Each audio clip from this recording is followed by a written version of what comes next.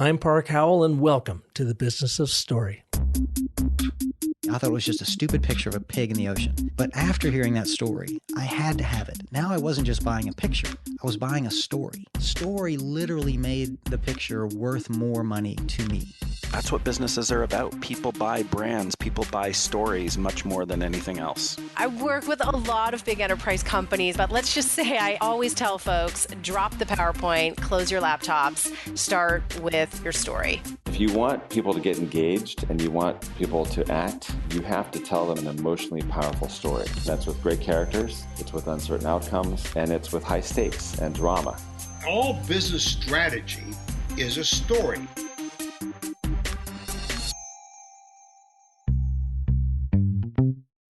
Hi, welcome back to Business of Story. Park Howell here for you with another amazing story artist today. But let's begin with a quote from Sir Richard Branson, founder of Virgin Group. He says of business storytelling, entrepreneurs who make a difference are, in effect, professional storytellers. Did you know that March was Storytelling Month on the Virgin website, paying homage to the power of business storytelling to shape the behaviors that create the culture that drives epic performance? Branson went on to say, storytelling is as old as the campfire and as young as a tweet, regardless of the medium, in person, on social media, through old-fashioned letters, on the phone, or via email. There's nothing more effective and affecting than storytelling. Branson is just one business leader who has tapped into the ancient bewitchery of story to drive the performance of his assorted companies, which number over 60. On today's show, we have a master business storyteller from Toronto, Canada, whose narrative skills were formed by being a top jazz guitarist, brand marketer, renowned speaker, and sought-after storytelling coach for leaders. Doug Keeley, founder of the Mark of a Leader, will share with us how the storytelling in Tim Burton's movie Big Fish completely changed his career trajectory after he had lost everything in the collapse of his $50 million company. You'll learn the 5 levels of leadership engagement through story and how most organizations are only limping along on 2 of these levels and what you can do about it. And finally, how you can apply the Storytelling for Leaders program in your business. So let's get started with Doug Keeley and learn how stories drive performance. Hey, Doug, welcome to the show. Hey, Park, great to be here. It's so much fun having you. You know, you and I got acquainted, about 3 weeks ago? You came down to Phoenix from Toronto, and you and I had a chance to hang out with Sean Callahan of Anecdote, who was in from Melbourne, Australia. So it was quite an international gathering of story dudes, I guess. It was. And you and I had like a 3-day master class with the master of storytelling for leaders with Sean. It was just so much fun. It was great. A great couple of days. You know, I don't know about you, but you're on the stage all the time, and you are teaching story to brands all over the place. You know, like the size of Microsoft and whatever. And I'm often out doing the same sorts of things and teaching at ASU and story. But wasn't it fun to actually sit and be taught about story for a change? Yeah, it was fantastic, and it's interesting to see how the 3 of us who've been in the story business for a long time see the world in very similar ways. There was a lot of things that Sean talked about and is part of the Anecdote program that I think you and I both said, yep, we've learned that lesson, or we've done that before, or we've seen that before. And that was Sean's feedback to me too, which is that there's some kind of truth around the power of stories that you become aware of when you've worked in the story business for a long time. And so it was kind of like, 3 old guitar players sitting down together with their favorite axes for a couple of days and going, oh, you know this tune? Yeah, man, I know that tune. Yeah. Yeah, it really was. And I loved his line too. And he said, it's all about having strong opinions weakly held. Yes, exactly. A great line. Brought a different approach to story, and we agreed and disagreed with each other, or we didn't see that really working that way. And he was pretty fun because we were able to kind of change each other's minds or look at other ways to bring our thought knowledge together in just different ways to approach story, I suppose. Yeah, absolutely. Absolutely. Yeah. Actually, now that I say it, I think the three guitarists sitting down together was a good metaphor. That you all have your own styles and the way you've seen the world for many, many years, and then you sit down with two people who also have a lot of experience, but have come at it from their own personal experiences and also their culture experiences. Me being a Canuck and him being an Aussie and you being a Yank, and you put three different views of the world together, and we all do see the world slightly differently, but there's a lot of things in common as well. Well, it was so much fun. Really, the highlight of my year so far. It was just to be able to dive in and geek out on story as we did. Yeah, it was geeky. And the guitar analogy is so appropriate for you because you actually studied and came out into the world as a professional jazz guitarist until you transformed into storytelling for leadership and so forth. Why don't you give us a little of your backstory?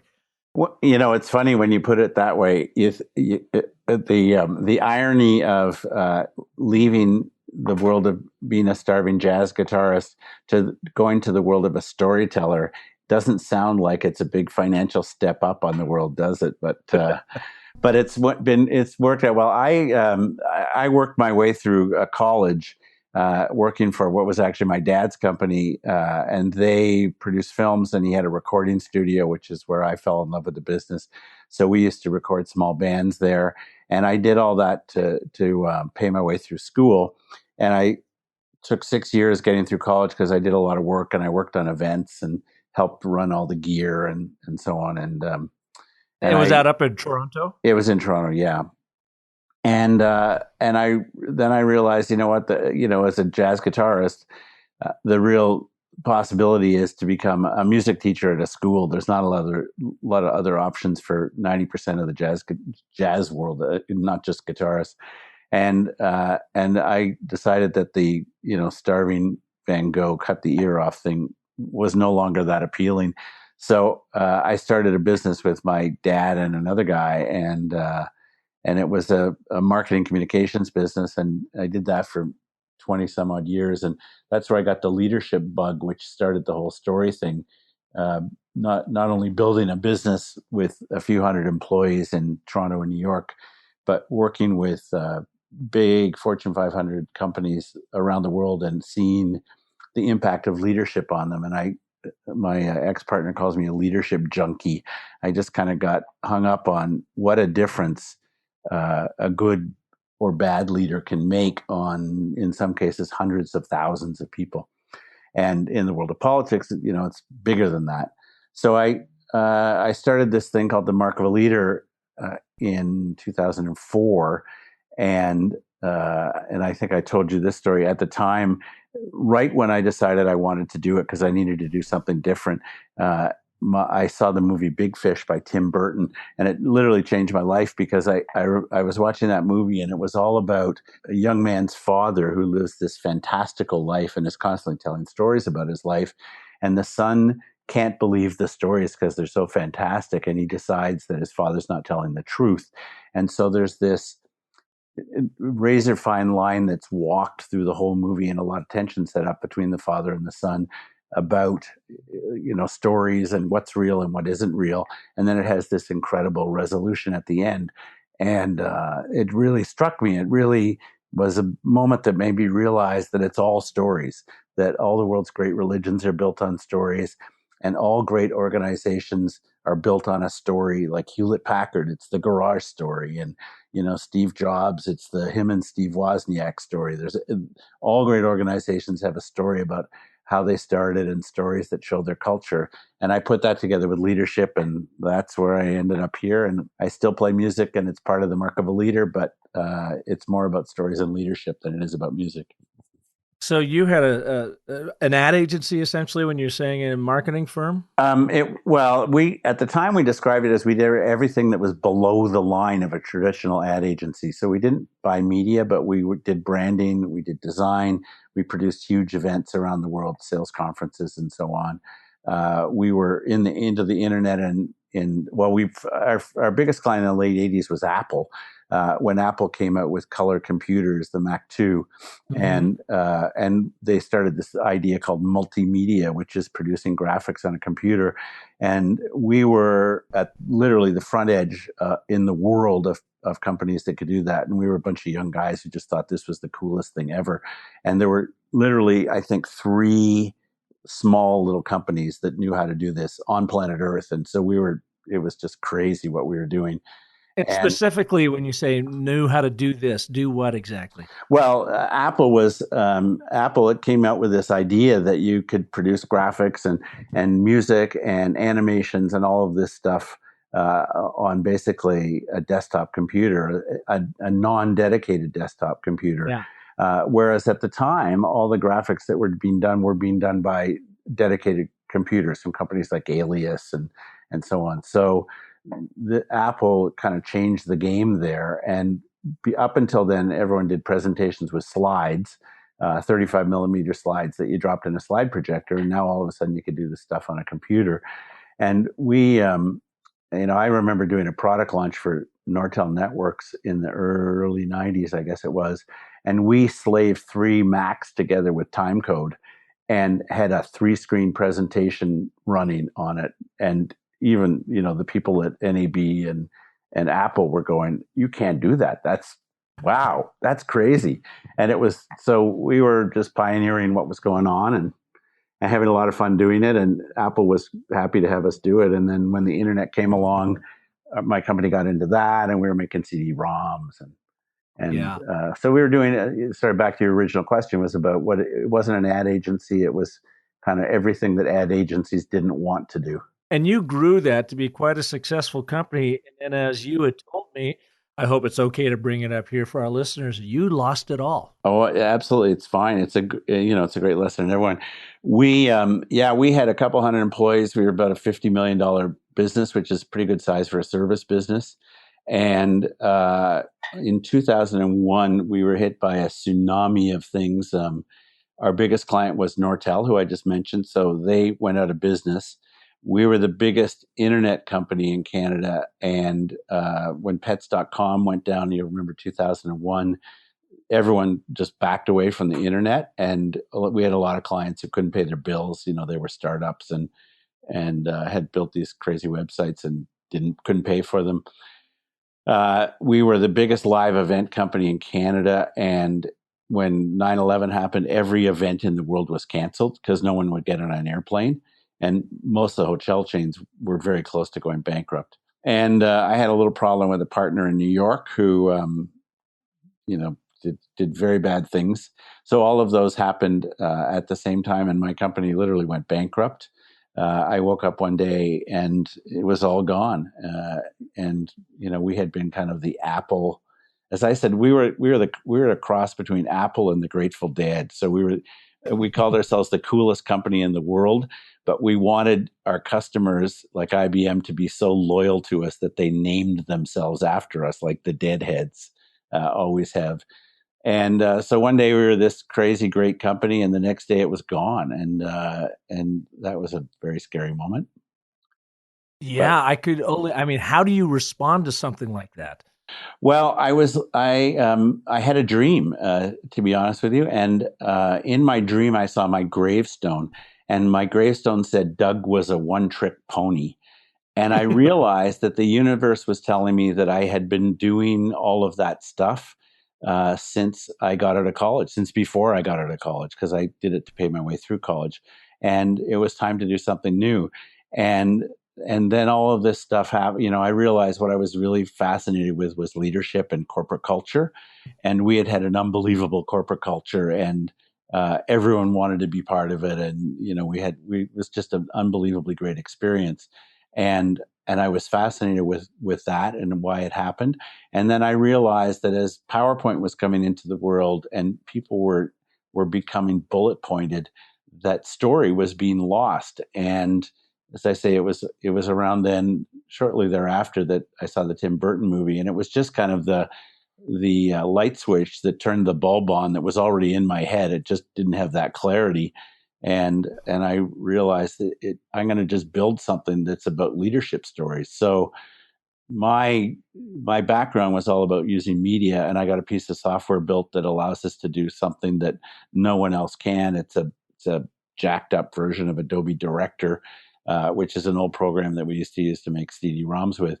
And I started buying the rights to videos and creating these stories that my partner or I narrate live on stage. And they're stories about people, ideas, and companies that have changed the world. And they're thought-provoking and inspiring. And they have this live person standing there narrating this big screen stuff with music and sound effects. And it's a pretty cool experience.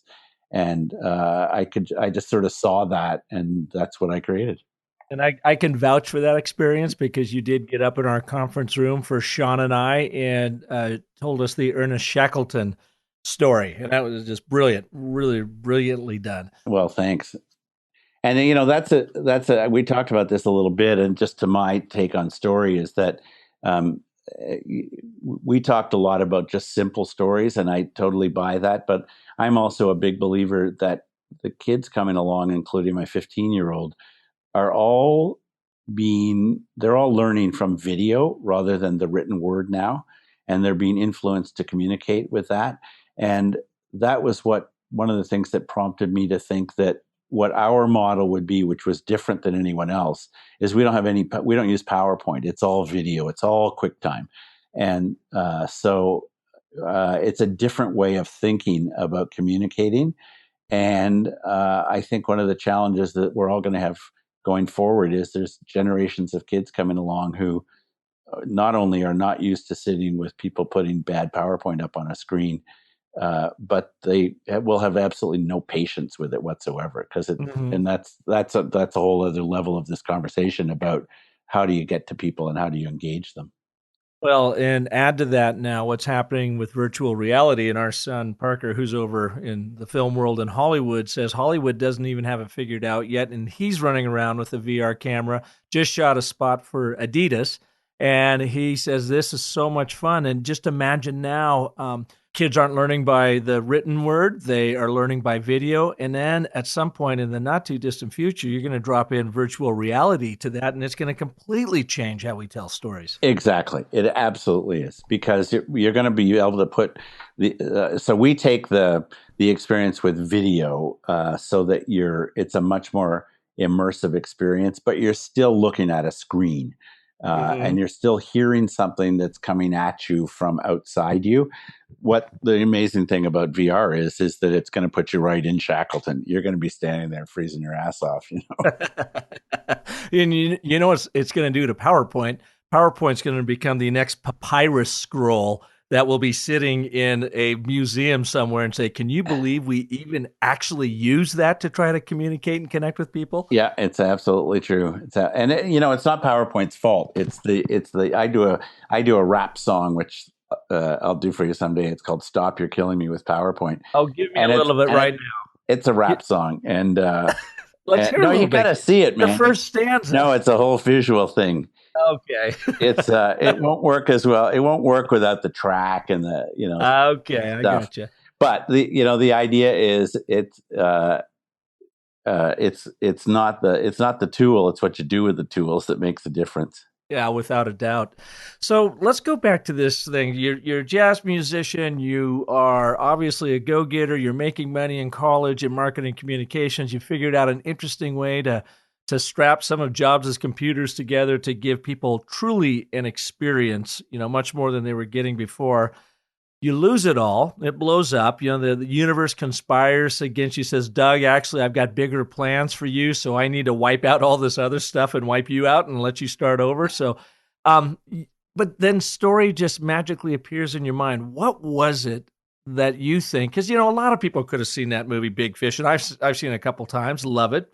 But what do you think it was from all your experience, being a musician and working in the marketing communications world, that for whatever reason, story became the answer for you to help with your clients in Mark of a Leader? I think it was something that I always knew.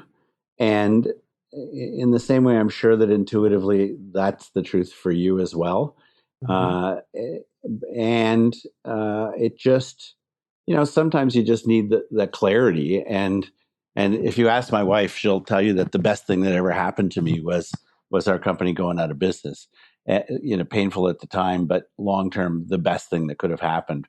And I think it just, I don't know. I had taken Robert McKee's writing course many, many years ago, and thought a lot about story and structure. I'd written 1 million scripts.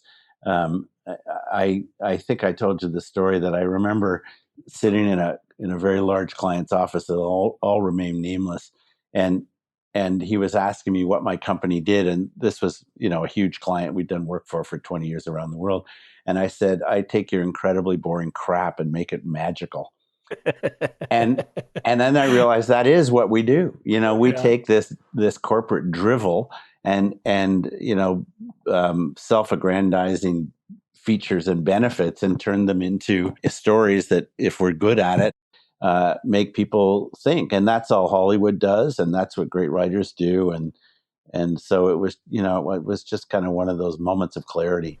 So, Doug, getting to know you, I just cracked up at how we have these parallel lives. So I grew up in Seattle, and makes me practically Canadian. Went to Washington State University, studied music composition and theory. I never had the chops that you had to come out of, as a jazz guitarist, but I was a piano player, and I was writing music ever since I was a little kid. Hated performing, but I loved writing music that others would perform. And the first time I was introduced to storytelling in music in sort of a theoretical way is when we were studying Mozart in the sonata allegro form. And they demonstrated that form is absolutely written in 3-act structure of a story. And they were taking from some of the great literature greats of the time. And it's not something I had thought about until our son went to Hollywood, and I started studying, like you, went to Robert McKee's 4-day story course over at the LAX Sheridan, froze my ass off in a room of 200 wannabe screenwriters, and went through all of that. And then in advertising and marketing, and I too have pivoted away and totally focused on story now. But you shared something with me and Sean in the conference room of your approach to story and how it drives performance. Can you take us through that? Because I thought it was just so eloquent. Well, thank you. And it is a funny, we do have funny parallel paths. I think when the light bulb was turned on, as I said, I realized that stories are at the root of everything. I was watching the relationship between this young man and his father on screen in Big Fish, and how the movie was just a whole bunch of stories, and that their communication was all about stories, and it was about what's the story they're creating. And as I thought about businesses, I realized that it's basically just stories as well. And when you start expanding that out, it's a really quick realization that all of the world's religions are basically storybooks, and they're all based on story. And thinking about that, I realized that the reason is that we use stories as human beings, as verbalized stories, as written stories, as film, music, or cinematic, whatever kind of stories they are. We use them to teach and to show others behavior. So the tribal story is about, here's how we behave, here's where we came from, here's what to do as the seasons change, and so on.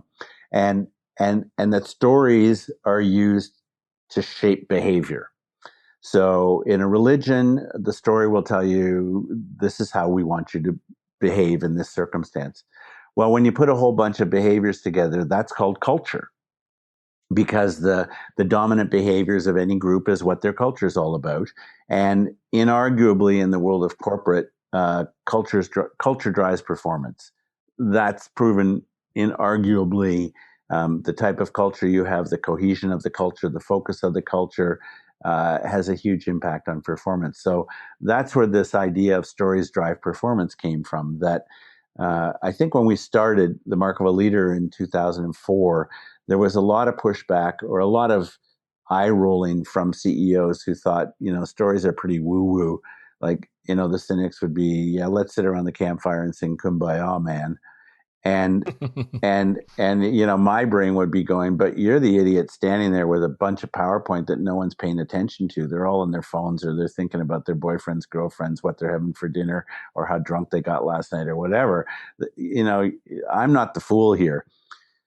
We had a principle that we started many years, well, a few years after the story thing, which is called 5-level leadership or 5-level engagement. And this model says that all of us as human beings operate on 5 levels. And when all 5 of those levels are engaged, that's when you get great human performance. There's no secret sauce. There's no special gene in my world that some people get and others don't. But there are people who are seriously committed and engaged to doing things, and they're typically the world changers, the big game changers. So those 5 levels are spirit, number 1, so something that's bigger than us. Kids, religion, helping the community, saving the world, whatever, something that's bigger than we are as a person. Next, our imagination, so creativity. Third, the other side of the brain, the intellect, strategy. Fourth, our hearts, which is our passion as human beings, and it's the most powerful. That's the fire. And then 5, our hands, which do the work and bring ideas to life. So just repeat: spirit, something bigger than us; imagination, which is creativity; intellect, which is the left brain, which is logic; heart, and hands.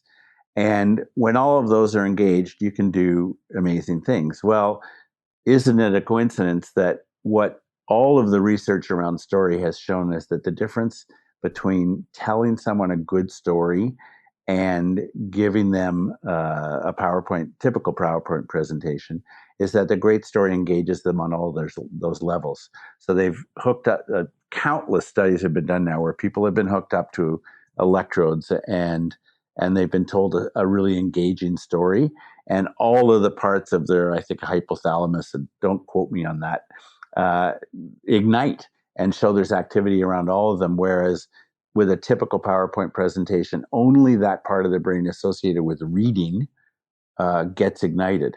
So realize, well, wow, with this theory, this understanding that human beings have all these levels, stories are the way to trigger human engagement, full engagement. So that just fit logically, but with the idea that stories drive performance.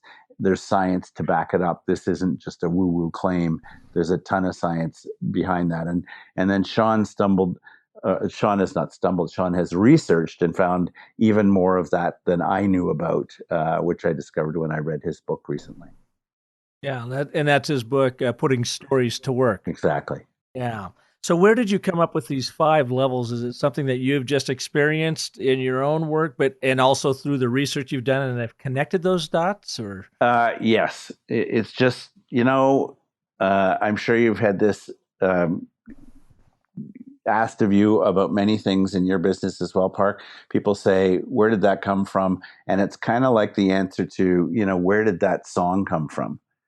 I don't know. Yeah. I just, I remember, Terry Fox, the Canadian kid one of the most famous Canadians who ran across the country on one leg, ran a marathon basically every single day for a couple 100 days, and he passed away from cancer, but he had lost the leg to cancer. And I wrote a story about him for the Mark of a Leader. I remember waking up at 3:00 one morning. I came down to my office. I wrote for 2 hours. I went back to bed. I came down in the morning, and there was this script, and I have no idea where that came from, but it was there, man. It was like clear as light. And it's like you ask most songwriters, where did that song come from? And they go, I don't know. I was just sitting there and bam, it happened. And I think the 5-level engagement or leadership model was something that probably had been brewing around inside me for a while. And kind of like the light bulb on story, one day you just kind of put it down on paper on a computer and you go, wow, that's like so obvious. It's a duh. But the obvious duh stuff is the hardest stuff to get out. And then when you start data testing it after that, you realize that there's fact and truth to it. Well, and I think too, having the music background and from my own experience, when you are so immersed in music from a little kid all the way up through college and you're playing and studying it all the time, it does have a way of triggering other parts of your brain that perhaps maybe non-musicians don't have. I'm not putting us up on a plane or anything, but I know what you mean, that you get these ahas that come about and you're not really even sure where they came other than paying attention and working what is happening around you, and then the dots get connected somehow, and you do have those aha moments, very much like writing a song or performing a song or improvising, especially because so often that improvisation doesn't come from that analytical left brain. It comes from the heart, and it comes from all of those 5 levels you're talking about, knowing that song inside and out, the chord progressions and changes, and then letting that muse of music take over. Absolutely. And I think the part of the fortunate thing, I've done a ton of writing in the last 20 some odd years, and I never started out to become a writer. And I was going to comment that I think everyone has the ability to do this. It's just a muscle that a lot of people don't exercise. Yeah. And I never really written many scripts. I mean, I was working in a recording studio, and I was, doing more of the technical side of things than the creative side. And I had a writer deliver a script to me just before I was getting on a plane to make a huge presentation the next morning. And the script came, and it was horrible. I mean, it was just awful. And I thought, I am in trouble. I'm standing up in front of the biggest phone company in Canada tomorrow. There's going to be a room full of people, and my client's expecting me to blow her bosses away with this incredible creative idea. And so I flew, in this case, to Ottawa and called room service and got, as many pots of coffee as I could. And I stayed up all night and wrote a script. I'd never done it before, but I had to do it. So, you find that it's there, man. If sometimes you gotta be forced into using it. And to go back to our model, that what the comment that I make when I share this model with our clients and with audiences is, you got these 5 levels. So spirit, imagination, intellect, heart, and hands. Most businesses run predominantly on just 2 of the 5. And everyone, when I ask the question, everyone says, well, that's intellect, so the left brain, and hands, which do the work, which is the truth. Most businesses run 90% of the business on that. And I say, well, where does great human performance come from? It comes from the other 3. Some big idea that gets you excited. Google's big idea, as we talked, was to put all the information in human history at anyone's fingertips, anywhere, anytime, on any device they want. Basically democratize the world through making all this information available. That's a cool idea, man. Let's go to work as Googlers. So, imagination, thinking differently, doing new things, and then being passionate about what you do. So again, that's where story comes. That story is about how do you connect with people on a level that's deeper than just intellect and hands. Yeah. Well, Doug, let's take a break, and when we come back, let's talk about how people can actually start building that storytelling muscle. I think you made a really good point about music. So we all have this within us. The thing about music is one avenue that requires the musician to continue to build that musical muscle, which is totally tied to story. But a lot of folks don't have that. So after this, let's talk about how you've seen and how you help people build that storytelling muscle so that they can drive the performances in their organizations. I began this show with a quote from Sir Richard Branson, because Virgin Group is my story marketer of the week. Their series of blog posts this past March is one of the best collections of business and brand building storytelling theories, insights, tips, and techniques from a variety of sources that I have seen. Next to, the businessofstory.com, of course. Some of my favorites in the series include Branson's article titled "Storytelling is as Old as the Campfire," and how you can use it around the new digital campfires that we all gather to connect with your peeps. Or the one about the history and future of storytelling. What does it tell us? This underscores placing your customers at the center of your brand story because you, as the brand, are the story maker and they are your storytellers. You can also learn how not to tell your brand story, an article that explores how the ancient power of storytelling allows you to cut through the clutter of our techno-driven digital communications age and the common mistakes that we all make that makes our stories go unheard. And one of my personal favorites, a very awkward poem penned by Branson himself in the style of Dr. Seuss called My Poem for Entrepreneurs. Despite its clunky rhyming, I love its authenticity and how Branson shares his soul. He even includes a link to a love poem he wrote when he was 15. Now that takes guts as a storyteller and is precisely why Branson, Virgin, and their leadership are some of the top business storytellers in the world. One more thing. If you'd like to hear Branson tell his story, listen to his conversation with NPR's Guy Raz on one of my favorite podcasts, How I Built This. Not only will you enjoy his story, but pay attention to how he actually tells it. This episode on How I Built This is a masterclass in business storytelling. And this is why Virgin Group is my Story Marketer of the Week.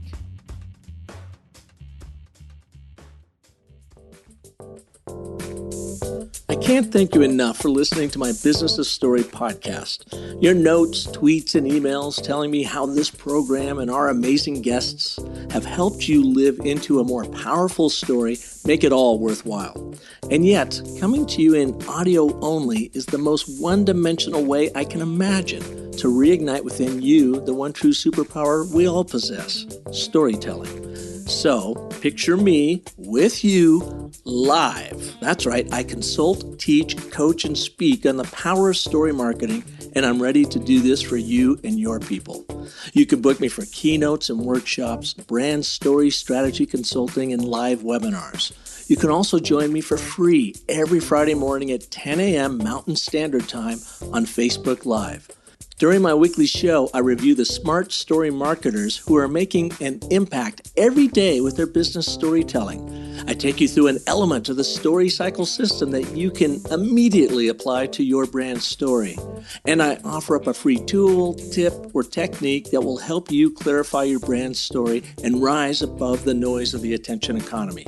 Just follow me on Facebook or join our private group called the Business of Story Raconteurs. We'd love to have you be a part of our story marketing family.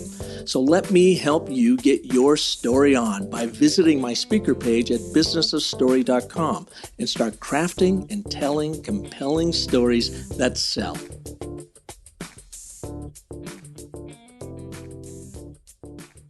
Welcome back to Business of Story and our guest today, Doug Keeley with Mark of a Leader. Doug's coming to us from Toronto, Canada. He and I had a great chance of getting together, spending 3 days with Sean Callahan from Anecdote out of Melbourne, Australia. Put our heads together, and now both Doug and I are certified coaches in Anecdote's new to us, Storytelling for Leaders dedicated training program. They've been doing it for 13 years and made it available about 8 years ago to other folks like us. And so, Doug, how do you currently work with your customers in bringing story to leadership through Mark of a Leader? And how do you see incorporating what you're going to be doing with storytelling for leaders? Well, our business up until a year and a half ago was predominantly speaking at conferences. So we string these stories together to build keynotes, and there's a whole lot of different kinds of stories, and some of them are funny, and some of them are heartbreaking tear jerkers, and some of them are, oh my gosh, I had no idea, and a lot of them are interactive, and yada yada. So we would build keynotes, or we MC conferences and spread the stories throughout.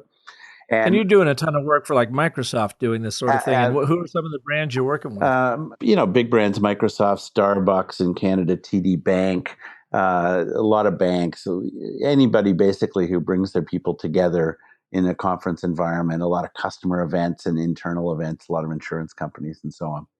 So the pretty typical speaker circuit in the corporate world.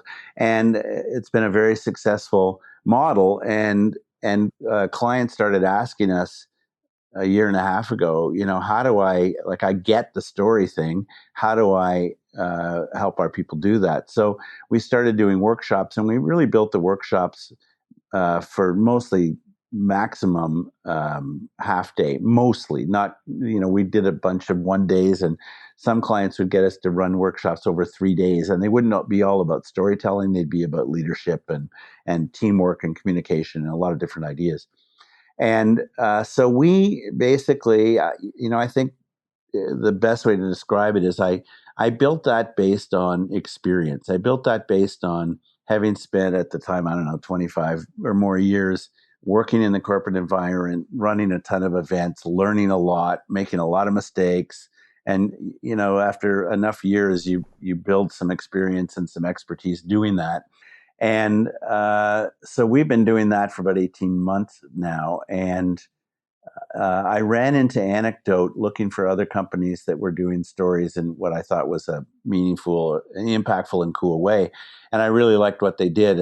And so that's why we decided that rather than build a more sophisticated program on our own, which was one option, we would license Anecdotes.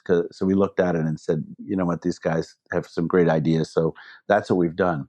And I think the big discipline difference in the Anecdote material and what we've done is that they teach you about small S stories. So it's not about how do you get up on stage and do what Doug Keeley does with this really perfectly timed, hopefully, I don't mean that self-aggrandizingly, but this very tightly timed narration and music and picture and all this stuff going on in this, in this choreographed and deliberate way. Well, how do you as a leader just remember stories and be able to use them?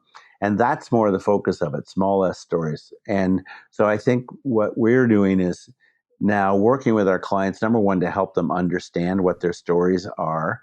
And then number two, to help them understand really what a story is. And I probably should have reversed the order of those. So what is a story? And then number two, what are our stories? And I'm very excited about the Anecdote material because I think they've done a fantastic job. And I think it's a great fit with what we've got because we've got kind of the cool choreographed stories and theirs is much more workshop-y. And so we're working with our clients to kind of put those together in different ways. And so far it's very exciting. Yeah, I'm using it, I think, kind of the same way, although I'm still very much in the brand story strategy creation world you have moved out of. But I use it with my story cycle system, creating the overall brand story, because quite often people say, we don't know what our story is. So I help them get that dialed in. And then they would ask me like the same question that you kept getting asked, what do we do now? And my answer used to be running an ad agency as well. You got to redo your website and your marketing and change your inbound marketing and so forth. And yes, they still all have to do that. But first, it is so important to find the stories inside the brand now that support that overall brand story that was created through the story cycle. And that's how I found I'm using storytelling for leaders and storytelling for sales. And it's been really, really powerful teaching these folks how to learn to spot stories, trigger stories. And then I like Sean's approach too with their 4 patterns to story, the connection story, where you use that to connect with folks in the room so that they understand what your agenda is and they can buy into that. The clarity story, especially when you're talking around innovation and what does that pattern look like? How do you tell that story to bring a reluctant audience along in innovation? The influence story to demonstrate just the power that you can wield, through your work, through your leadership role, and through stories. And then how they've approached success stories different than the case study. Yes. So the case studies kind of get boiled down and this happened, and then this happened, and then this happened, and then this happened, which isn't, of course, a story. It's just kind of a litany of details. But being able to articulate the human impact that you are having through the innovation, through the change that is happening in the organization by telling this pattern of a success story. And I just have found them extraordinarily valuable and powerful. I agree. And we've what we've experienced, and Anecdote just got there before we did, and their light bulb went on sooner, and kudos to them, is that what most people think of as a story is not a story. And that was a big kind of an aha for me when I read Sean's book, The Business of Story. And then I started talking to my clients. Actually, he's putting stories to work. Putting I'm stories the to work. business Sorry. of Yeah, story. sorry, man. Sorry. But I appreciate the No plug. problem. Sorry about that. Was realizing that, and I just went through this with a client who, fantastic company. I've spent days with their people over the last couple of weeks, just talking to them and trying to pull their stories out. And in the days of work, there's been very few real stories that have been told as stories. There's been lots of case studies, but not a lot of what we would think of as stories. So that's great because I knew that going in. I surmised that going in, and I think I told you this this anecdote when I met you in Phoenix. I'll retell it because it might be of value to your audience. That one of the things you learn at music school, or my kid's a high level athlete, is that it really never comes easy to most people. It is a lot of hard work, and when you dig behind the most successful people, there's never a time when you don't discover that they've just outworked everybody else. They may or may not be outwardly showing that, but it's always there. And what I learned at jazz school is that you have to, because it's an improvised music, you have to just shut up and be open to what's going on. You just have to shut up, and that's what jazz is about. It's not about you all just play together on top of each other. You got to be listening to what the other guys are doing, so that you can take the music where it's going to go. And the Grateful Dead were fantastic, maybe the best ever at that in terms of the rock business, because gosh knows where any of their stuff was going on any night. So you take two ideas. One is it's about hard work, and two is you let it go where it's going to go. And the story that I mentioned to you was an old client who used to tell, was a Scottish guy, an executive at a very large company, and I worked with him for many years. And he used to come out on stage, and while all his peers would come out with all these decks of charts and crap on the screens and blah blah, he'd just come out and talk to his guys. And he had this almost a library of Robbie Burns stories. He was Scottish, and he had a whole bunch of them. And over the many years that we worked with him, I'd hear him tell all these Robbie Burns stories, and he made it look like he was just kind of walking out and winging it. What I noticed over the years was that he would be the first guy at the cocktail party the night before the conference started. And he'd be in there with all the guys having a couple of beers, but he'd be the first guy to leave, and he'd kind of sneak out around 10 o'clock. And I realized that he was going back to his hotel room to work on his presentation in front of the mirror.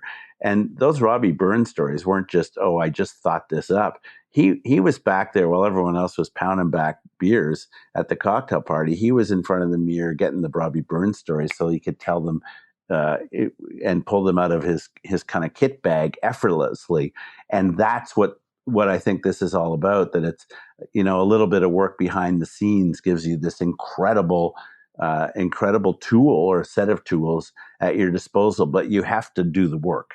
Yeah. And it just is not a 1 or 2 day storytelling workshop. And voila, there you are, an expert storyteller. Yeah. It's that routine, building a habit out of it, a ritual out of it. And that's what I do like about the Anecdote program too, is you do have the 1 or 2 day workshop to really get your head around the theory and practice it. But then every week for the next 24 weeks, you get a little story assignment. That's going to take you 10 or 15 minutes to do each week to continue to build that story muscle, but to also give you content that you can use internally to build your culture. You can use it externally for inbound marketing. You get authentic, true stories well told. I mean, that's the overall goal. And I can't tell you how many times I've heard that now is, we don't know what our story is. We don't have our people pulling in the same direction. Nobody's telling the same story. I got 5 sales guys and they're all telling a different story. But that's what this program does, is helps codify and bring those stories together, as you said, to change behavior, drive the culture, drive the performance. Yeah, absolutely. Yeah. And it's work. It's not it's not, as you say, the kind of the silver bullet where you learn something and then you just go and it happens by magic. Back to jazz. one of my favorite movies, again, I may have mentioned this to you, is Jerry Seinfeld, Comedian. And for all of you listening, if you haven't seen that, go find that movie. And so basically, when Jerry finished the show, he decided to go back on the circuit, the comedy club circuit, and he played all these dumpy little comedy clubs. But his deal with himself is he wouldn't do a single joke that he'd told before. So he started from scratch. And it goes behind the scenes and shows you just how hard work it is for a comedian to come up with even 20 minutes of good material. And Seinfeld stands up and he looks like he's just winging it, right? I mean, that's his thing. He's just making jokes. But the truth is, he says, I'll take a joke and I'll work it for 6 months till I think it's right. And, I'll shave a second off here. I'll leave a slightly longer pause before the ba-dum-ba. I'll change a word here. I'll smile here. I'll not smile there. It's all really, really hard work.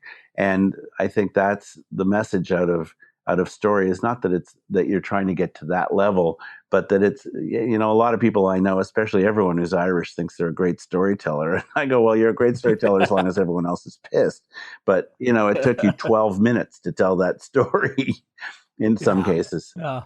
Well, Doug, it's great having you here. Where can people learn more about you? And maybe more importantly, where can they see you in action? Because you really have to take in Doug's storytelling presence on stage. He's done a remarkable job of what they do with the visuals, with the audio, and then how you interact with them live on stage. So where can people see and learn more about you? Well, the best place to go for us is themarkofaleader.com. And there's a lot of video there. A lot of our stories are there. And if you're in the Toronto area, I travel around, but mostly I do closed corporate events. But we'll probably be doing a public anecdote storytelling workshop sometime, for maybe early this summer. So if you're in the Toronto area, check us out and keep your eyes open for that. We're just launching the anecdote program right now. So we need a couple of months to kind of get the wheels turning. It may be fall by the time we get to a public event, but there'll be one. Yeah. Well, that's great. And I'm going to do my first public event for Anecdote right here at Park & Co. in Phoenix on Friday, May 26th. And I'm very fortunate because Mark Schenk, the co-creator of the whole Anecdote program with Sean Callahan, Mark is going to be here at Park & Co. and co-host the session. So I'll get a chance to see them in action teaching it as well. If anyone is interested in that, please reach out to me at park@businessofstory.com or go to businessofstory.com, and there's a place that you can learn more about that. Seating is limited. We have literally about 10 seats left if you're interested, so let us know. Yeah, I'd recommend you check it out. If you're in the area, go do it. It's a great program. Park's fantastic. You probably already know that, if nothing else from the podcast, but you'll love Mark as well. Oh, thanks. And let us know, Doug, when you guys get it fired up there in Toronto. It might be an excuse for my wife and I to visit your beautiful city for the very first time. There you go. Sounds great. Well, thanks for having me, Park. Really appreciate it. And keep telling stories, everybody. Absolutely. And thank you all for listening to this edition of Business of Story. Join us next week when we'll have another story master on, like Doug Keeley, and really go check him out. He does some amazing stuff on stage that would be hard to pull off, but it would be exceptional to have if you need a speaker at an event coming up. So that's at themarkofaleader.com. And until next week, if you need anything from me, you can track me down at businessofstory.com, and have a wonderful life.